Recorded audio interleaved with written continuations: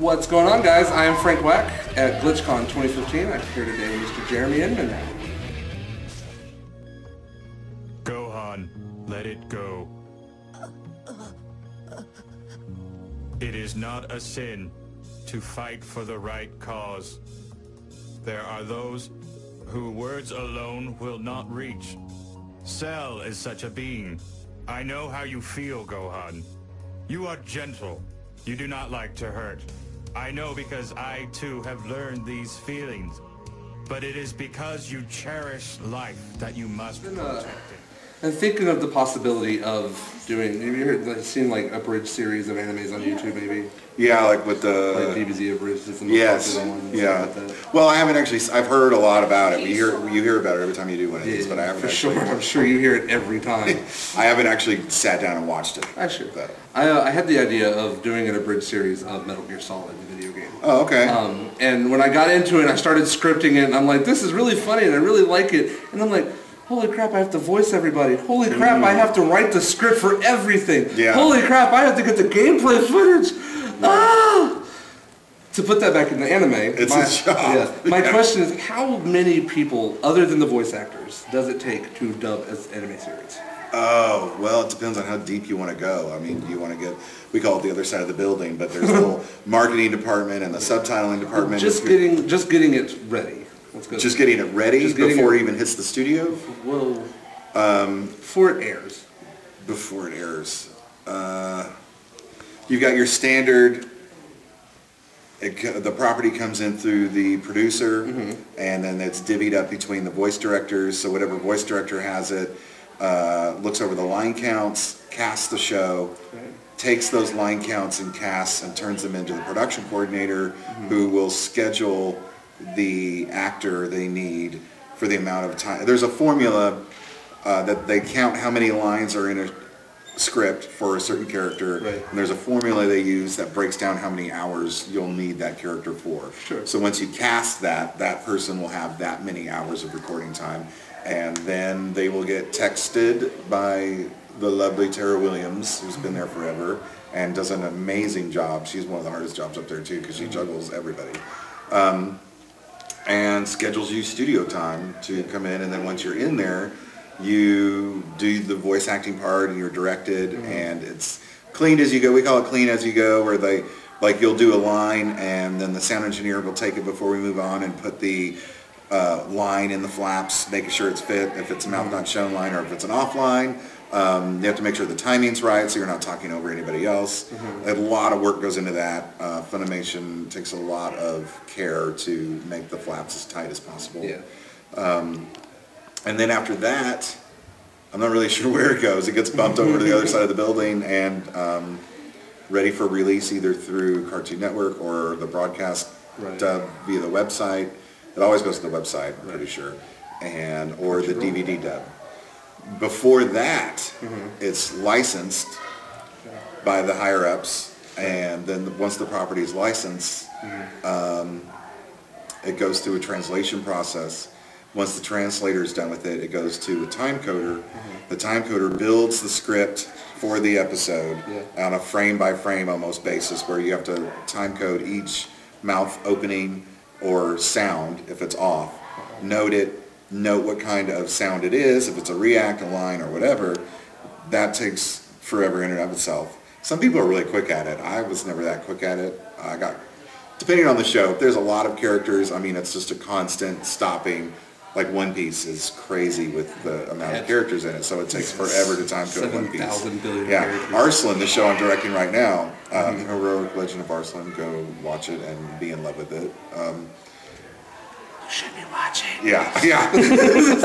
There's a lot of bit parts involved in that too, which is just an arduous task for the time coder. And then the writer gets it. Once the time coder's done, and the writer will insert the dialogue into the script bones. I call it the bones of the script. The writer takes it and makes it the dialogue script, and then once that's done, it gets put onto the network, it's sent into the studio, and then that's when the director gets it, of what I just told you, and then because you can't make your line counts until you have the script done. Sure. So I don't really want to talk. I don't know a lot about what happens before the writer gets it or once it's finished. That's like they don't let us on that side of the building. I got you. I do know a lot of. I know a subtitler, and they're subtitled first, and we use that video to time code the episodes and stuff like that. So. That's a lot of info. Sorry. No, yeah. You're good. You're good. There's a lot of people. There's a lot of hands on each property that comes through. It's not just the voice actor and the director or the sound engineer. I found that out very quickly trying to learn to abridge something. It's yeah. Like, oh my God, it's so much. It's like the life of, let's say, just one episode starts with the licensing of the property. The recording of it's like this, and then it's the marketing end and the release and the, merchandising and all that other stuff that goes through it. I got you. So my second question for you: you have been a voice actor for a long time. Oh my God! Yeah. I'm not trying to make you sound old. No, please do. Yeah, I have. It's weird looking back on it now. When I started, conventions weren't really a thing. Right? I started in 2000. Okay.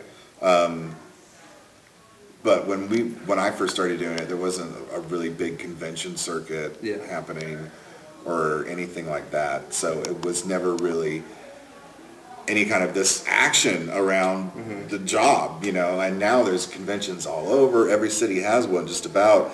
So it's almost created its own cottage industry that we all get to be a part of, and that's really cool. Yeah. It's just weird looking back. It's like we just kind of went in, recorded, and went away until we had to come in and record again. It wasn't ever that big of a deal. I got you.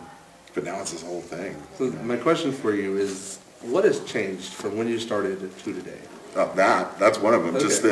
Just the I guess with the internet web, the convention boom, and just people having more access to it other than just either before it was just Dragon Ball Z was lucky enough to get put on Adult Swim Toonami when it was originally Toonami. In my childhood. Yeah. It was on in the afternoons, right? Yeah. Or something like that? Right after school. So it kind of blew up in popularity, but there wasn't a big, like I said, convention or anything, circuit happening around it. And so it's just the growth that Funimation's done. I remember when Funimation was just a low-rent office building in North Virgin Hills, Texas. It was a bank building, and we had a couple floors of it. And like one floor was production, and one floor was everything else. And now we have our own studio and a huge building, and it's the same kind of concept. It's just a lot bigger, and it's funny. Like Dragon Ball Z still accounts for a lot of Funimation's anime muscle, if you will. But the amount of shows. I have to go on the website to research the shows I'm starting to direct or that are coming out, and I get lost on it because there's so many shows to sift through. It's like I don't even know.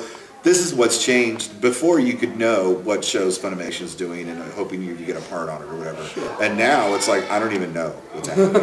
I know the shows I'm working on or the shows I'm getting a part on or voice directing on, but that's it. I don't know. So other than voice acting, what is your favorite part of working in anime? Like, what is your favorite thing to do besides voice acting? Conventions are fun. Okay. This is a great perk for all of us that do it, It's a great way to get out of the studio. I'm sure it's a good reason a lot of people are aspiring for it, too. Yeah, I mean, it's just fun to do. It's it's because you're in the studio and you're really isolated. You're isolated where you live. It's funny, us voice actors joke about we don't ever really see each other unless we're at a convention together because you're never recording together. It's always you're just one person recording in the booth, and then everybody else comes in, and it's part by part. So that's really, I'd have to say, that is one of my favorite parts, is getting to go to conventions and meet and bond and hang out with other voice actors or just other people that are into the industry. And the fans, or it's weird.